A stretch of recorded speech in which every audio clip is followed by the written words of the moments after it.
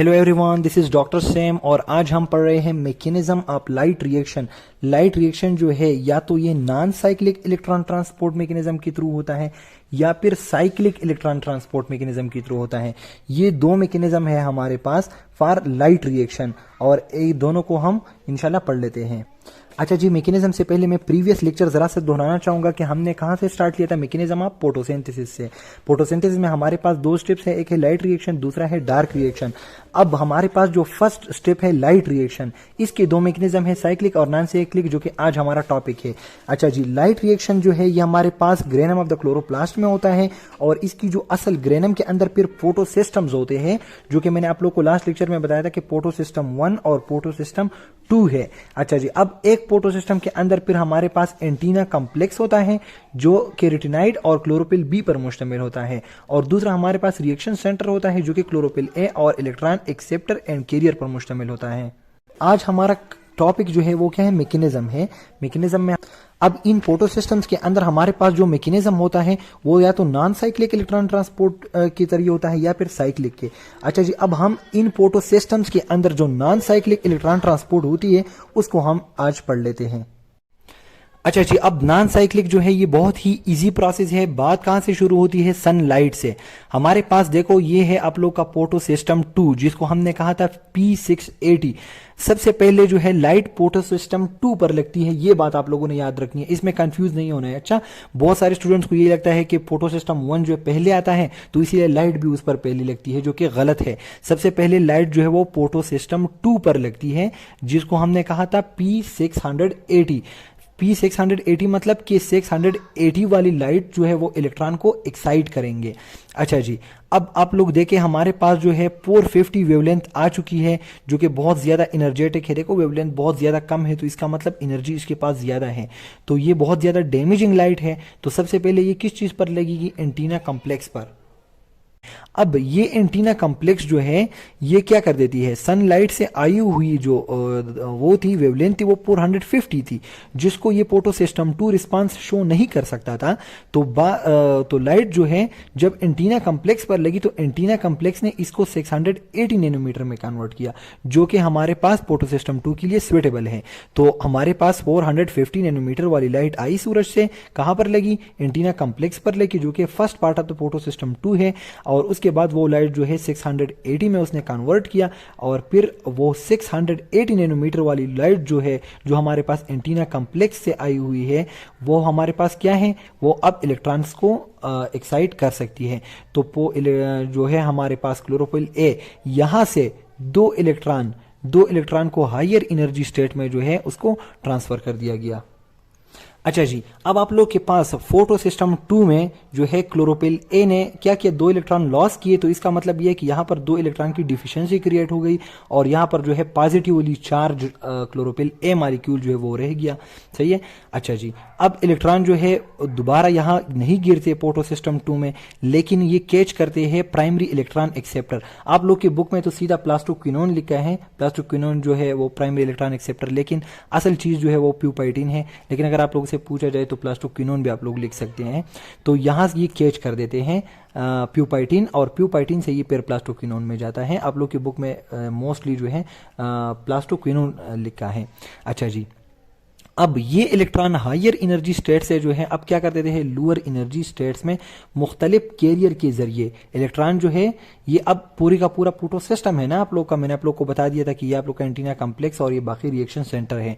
अब यहां से ये इलेक्ट्रॉन जो है प्यूपाइटिन, प्लास्टोक्विनोन, अब प्लास्टोक्विनोन से फिर साइटोक्रोम बी कॉम्प्लेक्स, फिर साइटोक्रोम एफ और फाइनली पीसी मतलब प्लास्टोसाइनिन, ये प्लास्टोसाइनिन में जाते हैं। अच्छा जी, अब ड्यूरिंग द ट्रेवल, ये जब ट्रेवल करते हैं तो कंटिन्यूअसली आप लोग के पास ऑक्सीडेशन और रिडक्शन रिएक्शन होता है। अच्छा जी, इलेक्ट्रॉन जब हमारे पास प्यूपाइटिन को मिले तो ये क्या हो गया, ये रिड्यूस्ड हो गया, ये क्या हो गया, रिड्यूस हो गया। अच्छा जी, जब इसने ये इलेक्ट्रॉन यहां तक लॉस किए तो ये ऑक्सीडाइज्ड हो गया। तो इसमें कंटिन्यूअसली एक्सेप्टेंस की वजह से रिडक्शन होती है और फिर लॉस करने की वजह से ऑक्सीडेशन। तो हर एक मॉलिक्यूल में ऑक्सीडेशन और रिडक्शन होती है। अच्छा जी, जब प्लास्टोक्विनोन ने ये इलेक्ट्रॉन गेन किए तो इसमें क्या हो गया, रिडक्शन हो गया। और फिर इसने क्या किया, प्लास्टोक्विनोन ने ये हमारे पास इलेक्ट्रॉन लॉस कर दिए। जब लॉस करता है तो इसमें ऑक्सीडेशन हो जाती है। गेनिंग की वजह से रिडक्शन और लॉस की वजह से ऑक्सीडेशन, लॉस की वजह से लॉस करता है तो ऑक्सीडेशन इसमें हो जाती है, और जब गेन करता है तो रिडक्शन। तो इसीलिए हमारे पास इन कैरियर्स में जो है कंटिन्यूअसली ऑक्सीडेशन और रिडक्शन प्रोसेस होता जाता है।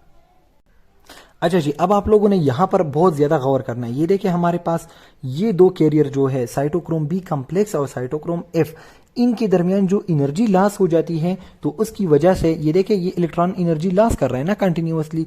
जब यहां पर एनर्जी, इन दोनों के दरमियान एनर्जी लॉस जो हमारे पास आ जाती है उसकी वजह से हमारे पास एटीपी बनते हैं। क्या बनते हैं हमारे पास?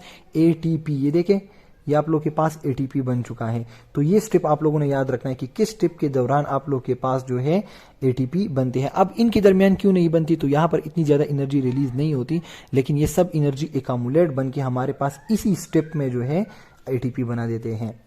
अच्छा जी, साइटोक्रोम एफ से हमारे पास इलेक्ट्रॉन कहां आ जाते हैं फर्दर एनर्जी लॉस करके? प्लास्टोसाइनिन पीसी में आ जाती है। अच्छा जी, अब हमारे पास पीसी या प्लास्टोसाइनिन में हमारे पास इलेक्ट्रॉन आ चुके हैं फाइनली। अब पीसी से हमारे पास ये जाते हैं कहां पर? फोटोसिस्टम 1 तक। ये इलेक्ट्रॉन कहां पर आ चुके हैं? फोटोसिस्टम 1 तक। अब फोटोसिस्टम 1 में आकर ये जो है क्लोरोफिल ए को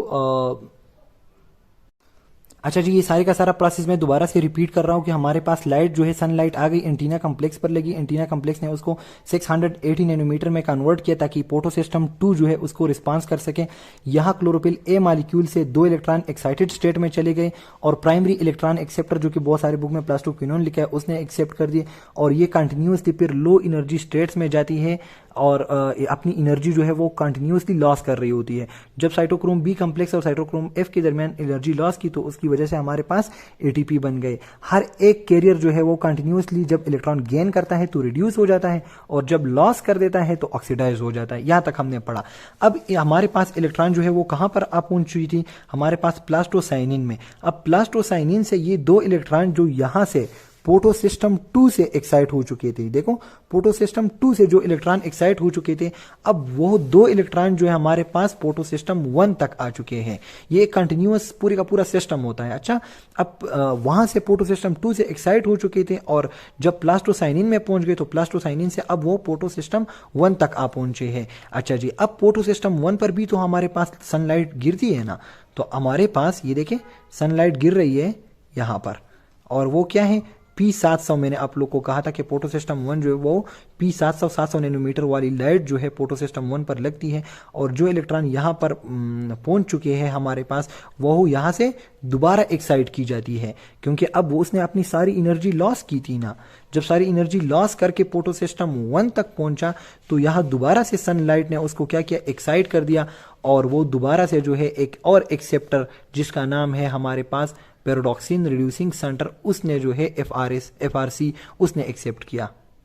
अच्छा जी, इसको जो है पैराडॉक्सिन रिड्यूसिंग सब्सटेंस भी कहते हैं, FRS। अच्छा जी, अब फोटोसिस्टम, ये बात याद रखनी है कि फोटोसिस्टम 1 से जब इलेक्ट्रॉन जो है वो एक्साइट की जाती है तो कौन इसको गेन करता है? वो कौन है? Pyridoxine reducing substance. अच्छा, FRS। अच्छा जी, अब ये पैराडॉक्सिन रिड्यूसिंग सब्सटेंस से जो है ये इलेक्ट्रॉन ये हमारे पास FD में आ जाते हैं, और FD ये इलेक्ट्रॉन जो है दे देता है हमारे पास NADP को।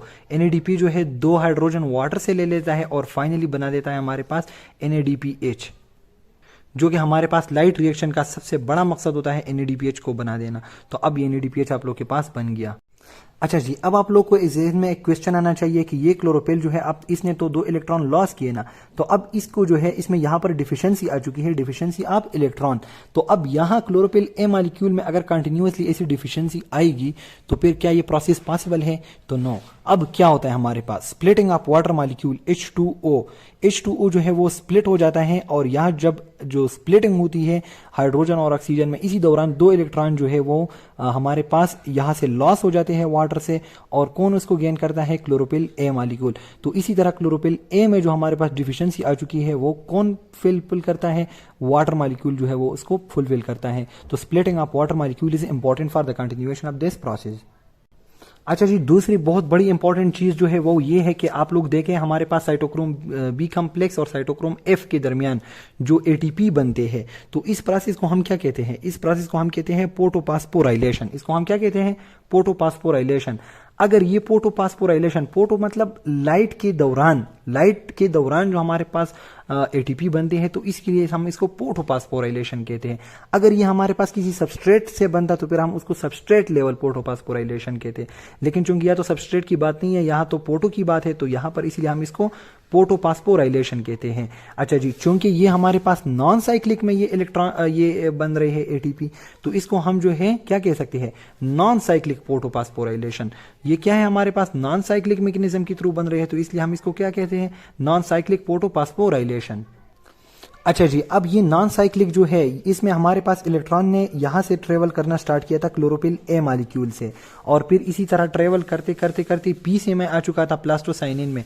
प्लास्टोसाइनिन से फिर हमारे पास ये फोटोसिस्टम 1 पर आ चुका था, जहां से इसको क्या किया, एक्साइटेड किया गया पायरोडॉक्सिन रिड्यूसिंग सब्सटेंस पर। वहां से एफडी ने इसको एक्सेप्ट किया, एफडी से फिर हमारे पास फाइनली एनएडीपीएच जो है वो एनएडीपी ने इलेक्ट्रॉन एक्सेप्ट करके एनएडीपीएच बना दिया। अच्छा जी, अब यहां से ये जो इलेक्ट्रॉन है ये तो कंटिन्यूअसली एक ऐसे मोमेंट में ट्रेवल कर रहा है। अगर आप लोगों ने देखा तो वहां से एक बन के हमारे पास क्लोरोफिल ए से एक्साइट हो गए, एक जगह पर गए, फिर उसने एनर्जी लॉस करके यहाँ की एक दूसरे फोटो सिस्टम में पहुंच गया, फोटो सिस्टम 2 से फिर एक्साइट, और फिर तो इसी तरह ये एक जिग जैग स्कीम बना देता है। जिग जैग कोई साइकिल इसमें नहीं बन रहा, लेकिन एक जिग जैग स्कीम है, तो इसीलिए हम नॉन साइक्लिक को जो है इसको हम जेड स्कीम या फिर जिग जैग स्कीम भी कह सकते हैं। अच्छा जी, अब ये सारे का सारा प्रोसेस जो नॉन साइक्लिक इलेक्ट्रॉन फ्लो है वो मैं आप लोग को दोबारा से रिपीट कर रहा हूँ। यहाँ से बहुत ही इजी है, यहाँ पर थोड़ी बहुत ज़्यादा डिफिशियंसी है, लेकिन डायग्राम जरा सा अच्छा है। बाकी आप लोगों ने दोबारा वो सारे का सारा याद रखना है जो मैंने आप लोग को पढ़ा दिया है। अच्छा जी, देखो हमारे पास लाइट जो है वो गिरती ही सबसे पहले मैंने आप लोग कहा था एंटीना कॉम्प्लेक्स पर लगती है, फिर वहाँ क्लोरोफिल ए से जो है 2 इलेक्ट्रॉन हमारे पास एक्साइट करके प्राइमरी इलेक्ट्रॉन एक्सेप्टर तक पहुंच जाते हैं, जिसका नाम था प्यूपाइटिन, और आप लोग की बुक में जो है प्लास्टोक्विनोन लिखा है। अब प्यूपाइटिन से ये हमारे पास कहाँ जाता है, प्लास्टोक्विनोन में। अच्छा जी, फिर साइटोक्रोम बी कॉम्प्लेक्स और साइटोक्रोम एफ के दरमियान आप लोगों के पास एनर्जी बन रही थी और इलेक्ट्रॉन फाइनली पीसी में पहुंच रहे थे। अब प्लास्टोसाइनिन पीसी से हमारे पास ये फोटो सिस्टम 1 में गिर रहे थे, मैंने आप लोग को बढ़ा दिया था। अब फोटो सिस्टम 1 या P700 यहां भी तो लाइट लगती है ना, तो ये इलेक्ट्रॉन जब इसने अपनी पूरी एनर्जी जाया करके फोटो सिस्टम 1 पर आ चुके हैं, बिल्कुल देखो लो एनर्जी स्टेट में आ चुका है, तो लाइट यहां दोबारा लगना जरूरी है, और इसको दोबारा से एक्साइट करके प्राइमरी एक्सेप्टर में जो है धकेला जाता है, जिसका नाम था FRS पैरोडॉक्सिन रिड्यूसिंग सब्सटेंस, मैंने आप लोग को नाम लिखवाया था।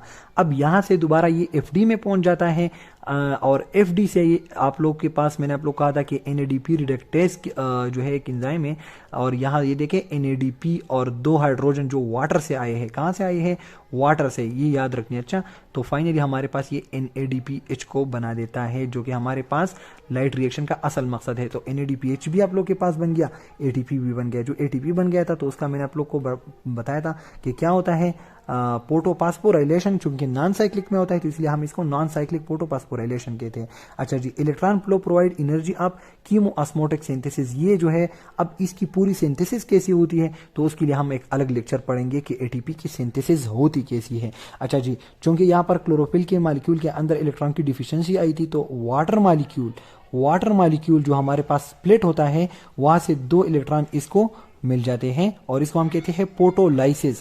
जब हमारे पास in the presence of light, in the presence of photolysis of water molecule हो जाते हैं, तो इसको हम फोटोलाइसिस कहते हैं। और फोटोलाइसिस की वजह से क्लोरोफिल ए के अंदर जो डिफिशियंसी आई थी इलेक्ट्रॉन की, वो पूरी हो जाती है, और जो 2 हमारे पास हाइड्रोजन बनते हैं, तो आप लोग देख सकते हैं कि यहाँ जो है वो आकर NADPH को बनाने में हेल्प करता है।